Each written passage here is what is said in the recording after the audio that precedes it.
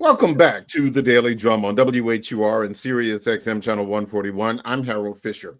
And here's a great conversation for entrepreneurs who really want to think outside of the box, indeed, outside of the country. If you're a business person, or if you are a consumer of products made outside of the US, have you ever considered business ventures or buying directly from African countries? Well, there's an expo coming to DC in September that's going to focus on all of that. And we're going to talk about that in just a bit.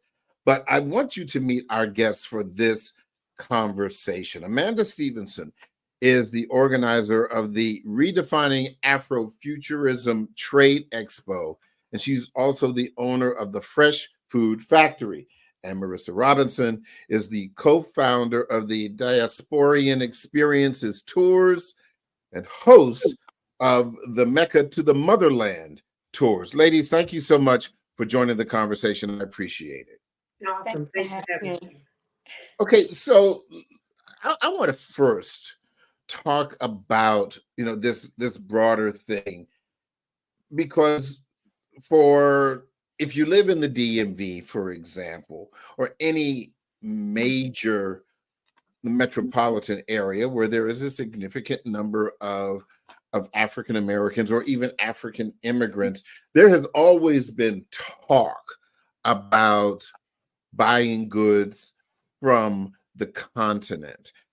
So, Marissa, let me, start with you. Why do you believe this is the best time to get many of the goods and even services from Africa? Oh, well, I think it's always the best time to get products and services from Africa. And being as though it's the motherland, it's the home of civilization, it holds all of the natural resources on the earth. And so the world has been in trade and commerce in Africa for since the beginning. And, America, we kind of live in this bubble where we have been resourceful and created inventions and systems and things like that, really renowned to us. And there is international trade and things like that. But, I think in the height of inflation, natural resources and things like that, we really have to be smarter in getting more mainstream to those sources and cut more middlemans out, one for purity, but also for price gouging. And you want to go straight to the source. So if we can cut out China, if we can cut out the middleman, the easier and more cost effective your product is going to be, as well as the more pure and higher quality than it will be. And now we have the internet. It just makes things so much easier to get directly to that source, and we should utilize those resources. Mhm. Amanda, same kind of question. When you're talking about goods and resources from the continent, why is this the time? What kinds of goods and or resources are we talking about? It was mentioned, Africa is the motherland. It has all the resources. So whether it's petroleum to consumer packaged goods and foods and other commodities, all is actually up for you to take advantage of that opportunity. I was actually watching a TED talk, and I think it was a European teen. I think he was probably like 14, and he was telling his peers how Africa is the mecca of trade for the world, and for people to think about being strategically placed there as their residence, as their place of business, doing business with the rest of the world. It is the hub. It is the Mecca, is the mother of all trade. And I think as African Americans, I think that we are left out of the conversation, especially in the United States. We haven't really had conversations about Afro-Exim Bank, Afri-Exim Bank, I think is the name of it, or a lot of resources to actually help. AGOA is another program that U.S. has with Africa, and it's helping African Americans and people in the United States to trade directly with like 32 countries in Africa. So I think that this is a good strategic way for people to understand how to trade and to be able to get some of the commodities from Africa that are duty free. So I think that this is a great way. So you could, again, cut the third party out. You could actually have more products, more savings, and we could just have great relationships with Africa that we once had. We've been separated from generations or for generations, but we should actually be able to connect, know who we're buying from, knowing that the money is going back to the farmer, the maker, the purveyor of those products. We're buying raw, or we're buying something that's already made, and we're really supporting our global communities in Africa. We are very, very familiar with here in the U.S. with Temu, the company that we've seen. They're everywhere on social media. If you spend any time scrolling mindlessly through Reels and Instagram and everything, the Temu products show up. They seem to have a bit of a lock on consumer connections here in the United States, and many, if not almost all of those products are made in China. Do you see a time when products from the continent will make those same kinds of inroads? And specifically, what is it that as your consumer, and I'm not even talking about investment yet, but just as a consumer, outside of like kente cloth, for example, what what else could your average Black consumer buy from the continent that they can't either get in the US, or they might be able to get cheaper? Oh, absolutely. I can answer that one. I have my products right here, shea butter. Uh-huh. This is a number one African bestseller all over the world. Shea butter is used in everything from food to medicine to cosmetics, both skin and hair. It just has so many purposes, and it's in so many things that are not really accounted for that come into the mind. So the import and export of just that one simple product that specifically comes from Ghana, where I live, is a gold mine, and it's perfectly tangible to the average American. It's cheap enough. It spreads across the market. As like I said, as a commodity. So you don't have to be in the skin and hair game to leverage off of shea butter. In that way, you can go across the gamut. Another one is snail mucin. So I have a snail farm in Ghana, and snail mucin is used across the cosmetic industry as well. Now, I got what is? I've never heard of that. I Snail. got a lot to break When down. you say snail, the first thing I think about is escargot. I know. So they're not always escargot, but snails can be used for their mucus. Cells, Oh, cells. snail mucus. Oh my goodness. Okay. Yeah. So technically it's called mucin, mucin, and it's their mucin. It's like their liquid that they produce. It has a high cellular turnover rate. As you know, snails can reproduce by themselves, and they can heal themselves, and they have this superpower. And so it's in a lot of cosmetic ingredients in Asia, countries like Korea to Japan. It's a hot trending topic on TikTok, all the beauty products with snail mucin in it. And it has healing properties, anti-aging properties. So it also holds value in the pharmaceutical realm as well. So, I mean, those are just two to name a few that are very popular in America and very affordable for people to get into. Interesting. Very interesting. Amanda, talk to me about the expo that's coming up in September. It's going to be in Anacostia. So what is it about? What can we expect from it? The event is entitled Redefining Afrofuturism. And as you look at that definition, a lot of people identify it as the future of Africa.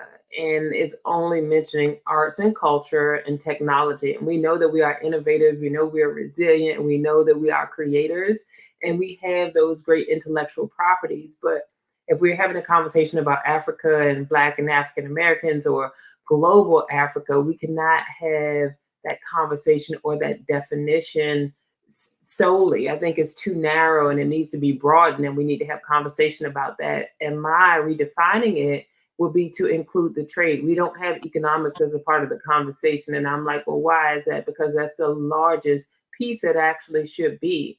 So in this expo and redefining it, we are mainly talking about trade, how people could connect to Africa, buy directly. We have different embassies, different people in government, local, federal, etc. Embassies again. We have people who are trading to say, look, this is how I've done it. These are some of my mistakes. This is how I define, like knowing my purchasing power. This is where I need to go. And also, again, the people who could help you get to where you need to go, whether it's the legal aspects of it and the custom brokers and all of those folks to help along to make the deal possible. We need that information. You mentioned Temu, you mentioned like online resources, but a lot of times some of those have been compromised or whatever it is. So we are talking about safe trade. So that's why AGOA is one of the avenues to actually trade, and that's an initiative through USAID or USAID, however people pronounce that differently. But that's one great way to trade safely, and we're bringing players to the conversation. So we're talking about food commodities, apparel.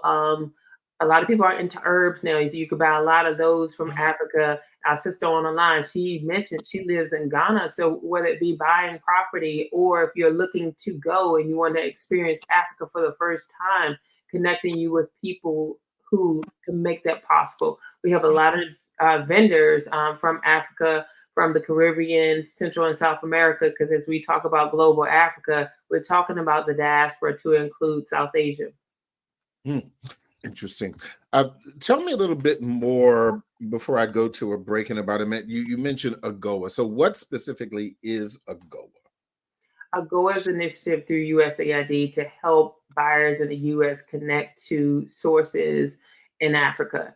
And that's the main connect. Everybody's looking at Africa, whether you're talking about any of those countries aligning to have better relationship with Africa or the US or France or whomever it is a hot conversation. But again, a lot of people may not be in tune to the conversation, and we need to pay close attention to that and actually lead some of that conversation.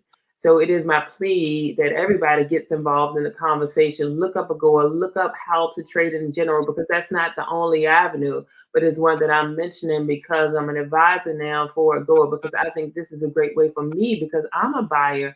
I have a store and I buy a lot of food commodities. And a lot of times, like the conversation earlier, we need to cut out the third party because that's messing up my bottom line. So if I can buy directly from the continent, knowing who I'm buying from and get those products duty free, that helps my bottom line.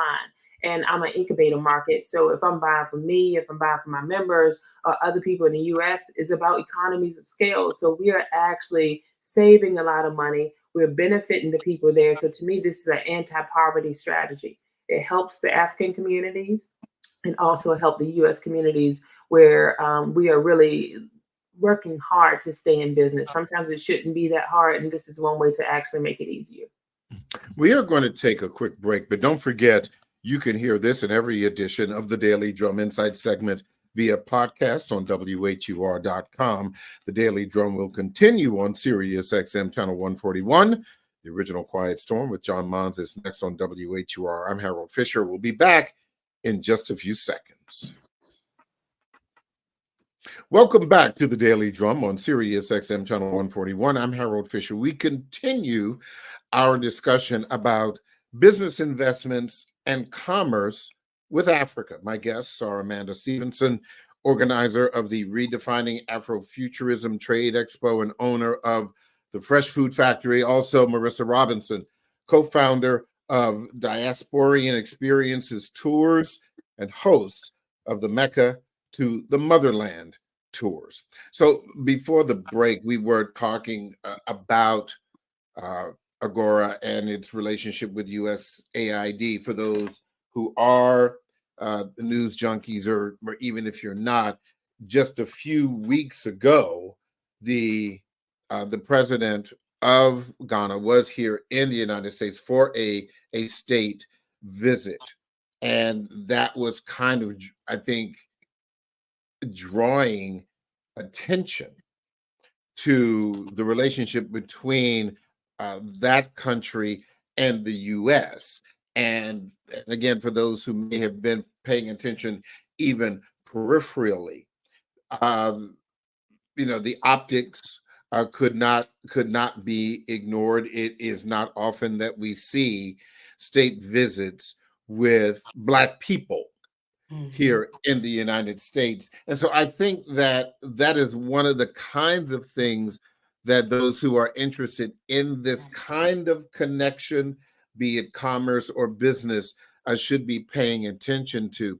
I do want to talk about uh, in investment, specifically, for example, with you, Marissa, because you've been on this show before. You are from the DMV. We do consider you part of our WHUR family, even though you've left us. I will never leave you. I'm always here. You're always in my heart. I take you with me. Yes, yes, absolutely, absolutely. I can hear your heartbeat in my ear now. Uh, but obviously, this move that you made was not something that was done lightly. No. How did you make that decision? Why did you make it? And eh, you know, and how do you sustain yourself as a business person? You were a business person here. I know you were uh, a hair designer, and you had your own shop. And so to find out that you did, leave, aside from the fact that it hurt my heart, but I'm but sorry.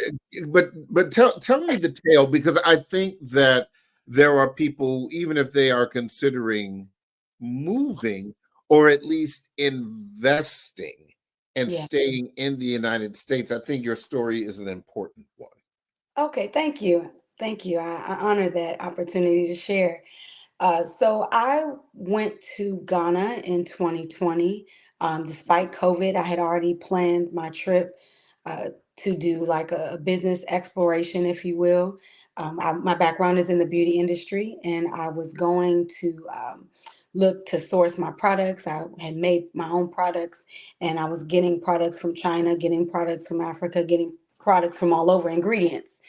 And I have an apothecary line in which everything is handmade and has a medicinal purpose with essential oils, and all of them were made in Ghana.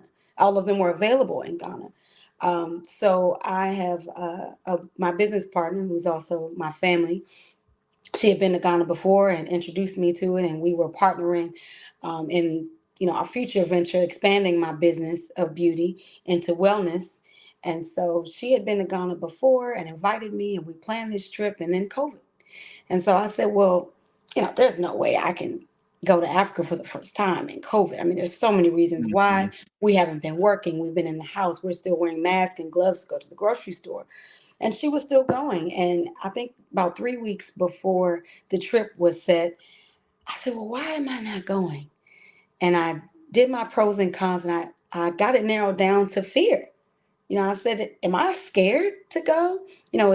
Is it a financial thing? We've obviously lived this whole year in fear. We've lived Mhm. the whole year maybe not making money or not doing what we're used to doing or living how we're used to living. Maybe this is my opportunity. Maybe I might not get this opportunity again. So I had to really pray on that. And I said, I'll just take one step forward. Each step will be, a yes or a no. My first step was buying a flight. I said, okay, I got a good price. Cool. And then applying for my visa. I said, if the visa comes through, it's meant to be. And it came through. And so in like 2 weeks, I was on my way to Ghana against all odds. And when I got there, it was this, I know it sounds mystical, but it's this overwhelming feeling of being home and happiness and just like something had been taken from me that I didn't even know that I needed. And I really felt like, you know, I didn't even know I was looking for this, but I found it and I'm going to grab hold on to it and it's mine. So from that point on, my exploration began. I was able to source my ingredients for my products that I made. I scoped the beauty market. I made really good lifelong friends and began to connect the dots for myself as an entrepreneur there. I opened a spa and barbershop with two other American business partners. One of them is my family, and another business partner who had a barbershop in Detroit and Tampa. And we started this enterprise. So Brilliant Beauty went from being a DC business to expanding to an international brand. I began to sell my products in Ghana as well as here in the US. And then that just really rolled over into other investments. We had two locations. I've been there for 4 years total. So that was 2020, it's now 2024. We're going into 2025. So I've been able to maintain my business here in the States, which I come home about every quarter and take care of those clients, sell my products. I go back to Ghana, I make more. And since then, for the last year, I've been international sales director at Shark Island Resorts and Residences, in which I help diasporans to not only come to Ghana and visit, but also invest in property. Ghana has a huge market and a void in housing and in tourism. So I was already doing the tours with diasporan experiences, and it just made sense that now I have this luxury product to give to my people on the tour, and beauty is my background, resorts and spa is my background, just kind of all worked out in alignment. And I really found purpose in creating freedom and pathways for our people to connect the dots and get reconnected for those who are called to. And it's just been a beautiful ride. Mm-hmm. Mm-hmm. Amanda, I see you're nodding your head. Your thoughts about what Marissa was just sharing.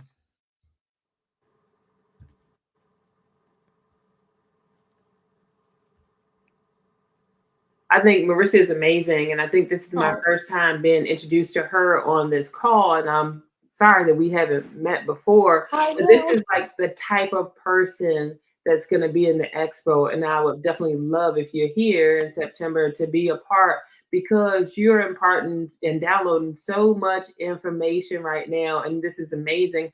And a lot of times it's fear that actually keep us bound and actually stuck in a place. And you, again, going out, you're aligning with your purpose and you're doing something that's more purposeful. And I think that's awesome. When I went to Africa for the first time, I think it was back in 2007, and we took some youth from DC to actually explore, and they went on a mission, cultural exchange. One of the trips was an educational mission, and the second was public health mission. So we made makeshift clinics in the villages in Nigeria. And also we had some of the youth to shadow physicians from Howard University and Walter Reed that went to some of the hospitals and teaching hospitals in Imo State, Abuja, and in Lagos. So giving youth an opportunity to actually go that never really traveled out of the region. They had to travel to go across the seas and actually go to Nigeria, their motherland. So they were excited to actually see what life was like there. They were also excited to see people their age and how alert and how happy they were, and how education was so important. Here we have a problem with truancy. Over there, they're walking for miles with no shoes, with everything on their backs to get to school as a way to prosperity. So I think it was life-changing for the youth who've gone. And now that Africa has become more attractive to a lot of people are interested, but still they may not know the how to. So that's where Marissa comes in to say, like, look, I've done it, I've made it. So she is like the Moses in a way to really show people like the way back. So I see myself in that vein, but I would love to continue to hear more of her story. So that's all the nods is like, yes, preach. I affirm everything that she said. So here's my question for you, Marissa. You you are doing business in Ghana. And I'm struck by this because just last week I was having a conversation about politics uh, in the U.S. And one of the guests, who's a frequent guest on the show, was Dr. Julianne Malveaux, the iconic economist, and she made a comment. She said, "You know, I'm just going to leave America, and I'm moving to Ghana." And but my question to you is, why Ghana instead of instead of Nigeria or or South Africa, or I don't know, Mali or Liberia? What specifically attracted you to Ghana? What is the business climate there better for you? Kind of give me the rundown for those who may be saying, why Ghana? Yeah. So for me, Ghana is the gateway to the continent. It is one of the places, or is the place where most of us who come from enslaved lineage were taken through, even though you come in from maybe Sierra Leone or Nigeria, if you will. Everybody kind of had to pass through Ghana, and you know when Ghana gained its independence in 1957 from President Kwame Nkrumah, it was founded with the idea that there would be one Africa, that Ghana would be home for the diasporan, for all of those Black people who left there or were separated from, to come back home. So, with that in mind, Kwame Nkrumah studied at Lincoln University, and his friends were Martin Luther King and Nina Simone and Maya Angelou and Malcolm X. And so we have that African American presence and establishment and baseline there as a source of connection, not only for like spiritual or historical purposes, but just from an emotional standpoint. So Ghana to me was wide open, and the main language is English, although there are 40 different native dialects. It was easy to go there. It was a English speaking country. So when you think about doing business and needing a translator, or having all of these dialects around you, everything is so different. So the easiest thing would be to go somewhere where the language was palpable and easy to adapt to, as there's so many other things that are new. And it was home to a lot of the resources that attracted me that I was already using. So from my products that I make, to the language, to the cultural dynamics and spirituality and everything, it was just a no-brainer. And DC has a direct flight. So I was able to just book my ticket on United, get there straight in 10 hours. That's how I like to travel, on a direct flight. And it just seemed to just line up for me. Now, there are other countries, obviously, to explore. Exploring Africa is not easy for us as Americans to comprehend and to adapt to. So, Give I me was, why not? Give me some examples of that. Of what oh, would be kind of the adaptive challenges. number one would be language. A lot of countries in Africa are either previously or now even colonized by the French, by the British, or by the Dutch. And so that has been intertwined in the culture in such a way that it can be a predominant force. So you want to make things as easy and streamlined as possible if you're seeking to do business and things like that. So if you had to adapt to anything, what's most in alignment with your culture? That's going to be the easier dynamic to start out with. And then once you grasp that, you in Ghana, you can meet people from all over the continent who want to do business with you. Ghana is a great place to do trade on the continent outside of itself. So it's that soft landing, honestly. Mhm. Whereas in other countries, If you don't speak the language, if you don't know the traditions and the customs, if you don't have a trusted source or guide, it's not as friendly to just go off on your own. You stick out like a sore thumb. Your accent, it's easier for someone to take advantage of in the business department. Now, travel and tourism is a little different. It's easier to book a tour, have a guide, and all those things. But when you're looking for business, you really got to come back to that bottom line and make things as streamless as possible. Mhm. I want to talk a little bit more about that in a bit, but Amanda, when we are looking at the the future, when we talk about futurism, most people who are familiar with the term, the first thing that comes to mind is the science fiction author Octavia Butler, but then it stops. It kind of stops right there. And my interpretation of it has always been not just as it relates to Black people in Africa, but Black people all over the world, and how they are not just in the here and now, but how they will contribute in the future. And certainly you mentioned the arts and culture, and that certainly is significant.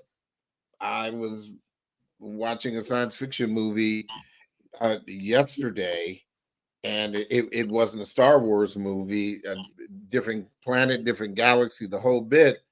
And there was, and there were characters, not just ones with tentacles and all that other stuff, but there were characters that looked like me, which, suggested, even in the arts and culture, that there is promise for Black people. But beyond the arts and culture, how do we get the word out to more African Americans about Afrofuturism, particularly as it relates to commerce and business?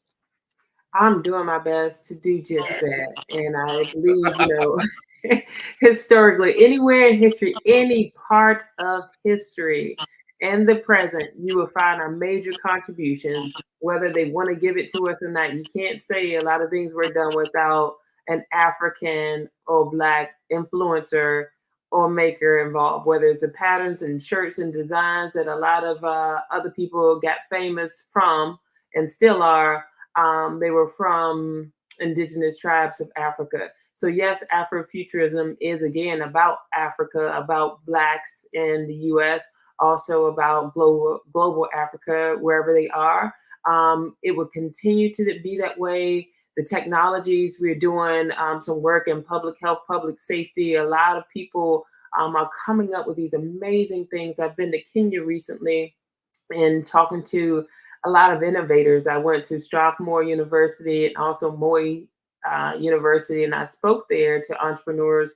But outside of the conversations at the university, I was introduced to other people who are in think tanks, who are doing amazing work, and they're looking to go global and vice versa. A lot of people here are looking to do that.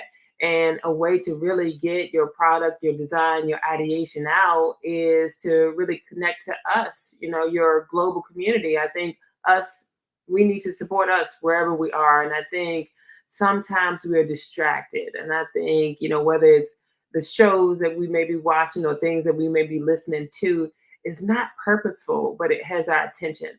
And I think what I'm trying to do and what a lot of others are trying to do is to really bring it to the people where they are. So that's what I'm looking to do. I'm coming to Southeast, getting people beyond the monumental core and downtown to come east of the river, where the majority of African Americans are in the city. And a lot of them are in business. A lot of them are in entrepreneurship. A lot of them, whether they're doing something in their homes or doing it in the street front, they're in business, but they need to actually grow to scale, and they don't really know how to maximize that. But really, we like to support us. We like to know that we're doing a good job. We like to know that we make a great product, which we do a lot, but we need the means to be able to do that. So I'm looking to do that. Like, I'm not waiting for them to come to me. I'm bringing it to them. And I think we have to do that. If we really want to see Afrofuturism and what it could be, what is envisioned, what it was really defined in its essence. Africa being at the core, Afroism really growing the future. So for that to come into fruition and continue to be reality and us to be at the forefront, we really need to galvanize people in the community and make sure that they are woke, because a lot of people like to have used that, but make sure they are conscious and active in this trade with Africa and with other countries to support the diaspora. And let us be clear that the term woke has been demonized by people who do not look like us.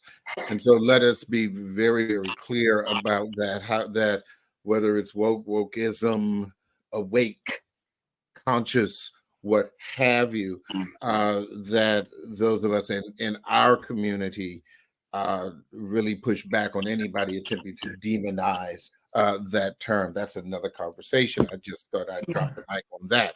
But with that said, Marissa, what do you say to people who are concerned about products that they may buy from Africa being more expensive? I mean, it's one thing to be conscious and to want to contribute in one big or small way, but let's be really honest as it relates to consumers, whether you're going to the grocery store or the big box store or the big hardware store, you still want to get the best quality for your dollar. And if you can find it cheaper, some people may weigh being conscious with it's my money.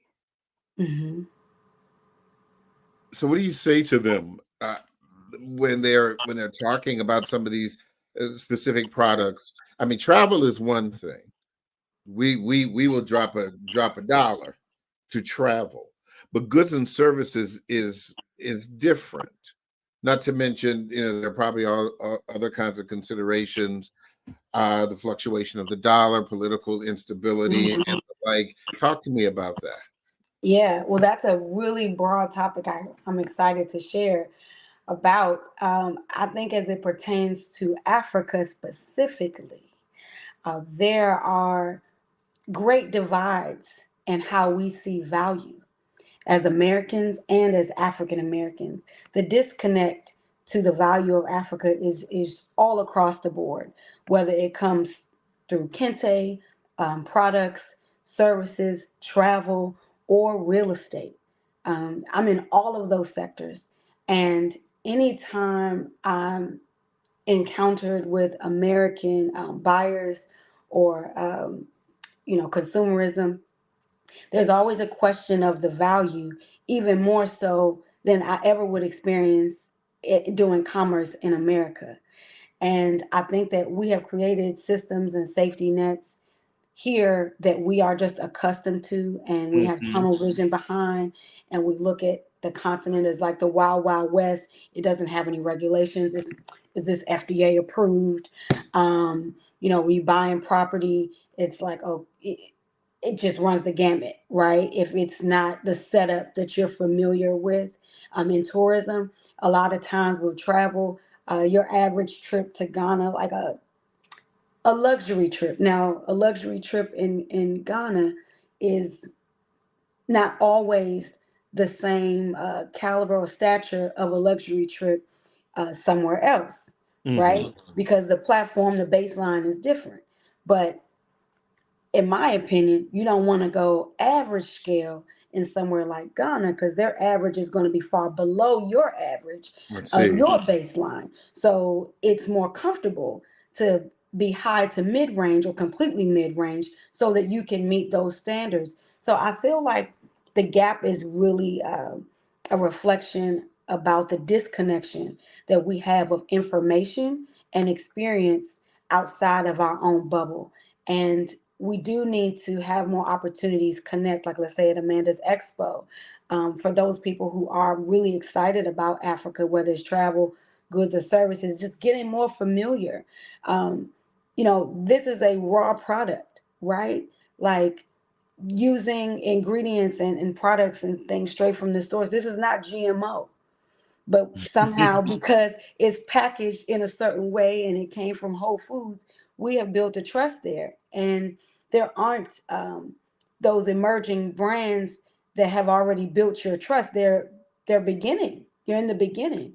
So we've got to really adapt an organic and holistic mindset when we think about starting in something new, starting in buying in Africa. If you're buying land, you're buying land completely raw. If you're buying property, same thing. If you're buying product, yeah, it may not come in all of the packaging that you would expect or have all the rules and regulations behind it, but it actually does. It just looks different. And it actually is probably better quality on all fronts than what you're used to, but it looks different. So I think leaning on your trusted advisors, i.e., myself, and sourcing them through people like Amanda that you trust, and really just stepping out and going for it, because all of the systems that we have here, we've learned fail. It failed us so many times. And so we have that urge to explore, but we really need to just follow that, because there's no comparison, and the greater is on the other side. Yeah. I only have about a minute or so left. I'll take a final word from you, Amanda, particularly about the expo. What do you want people to know about the expo coming up in September, and where will they be able to find out more information about that? Because I will be posting that as well on our website, the updated information.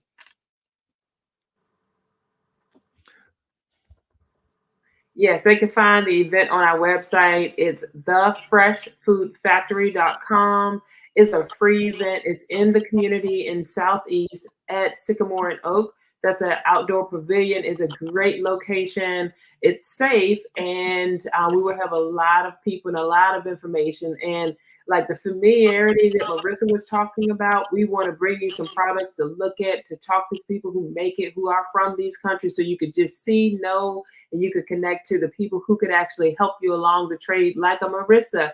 She may be there, but it will be great people like her there to help you in the trade. We are pretty much trying to give you an MBA in a day. If you don't know about trade or international business, we want to give you the connections you need to make this experience great for you. Okay. I want to thank both of you for sharing and giving us some insight into this issue. Always very, very interested in hearing more about this opportunity, whether it is commerce or whether it is a small investment, large investment. And I think there are probably some people who certainly will, if they decide to visit Ghana, Marissa, they will be looking for you. Yeah. And so I'm here. Yes, indeed. Yes, indeed. So, and Marissa, is there a website you can share with us real quick as well? Oh, yes, absolutely. So you can check me out for tours at diasporianexperience.com. And also, if you are interested in property investing in Ghana, you can check me out at Shark Island Resorts and Residences. Well, there you go. Ladies, thank you so very, very much. Learned a lot today. I really appreciate your time. That is the Daily Drum for this Monday, July 8th. I'm Harold Fisher. Good night.